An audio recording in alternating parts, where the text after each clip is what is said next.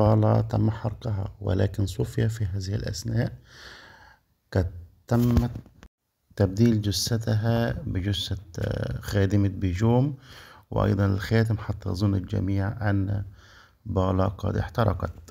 وفي هذه الأثناء تم خطف بالا من قبل صوفيا الشيطان إلى مقر لا يعرف أحدا.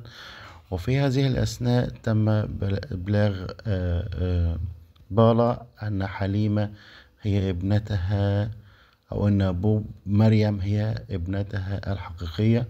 وفي وقت سابق تم حرقها وتم تبديلها بجثة أخرى، وهنا صوفيا تعترف بكل شيء.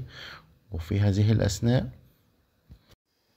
تتحدث صوفيا مع بالا خاتون وتعترف لها بما فعلته من قبل مريم، وهنا تبكي في هذه الأثناء. وفي هذا الوقت كانت منبهرة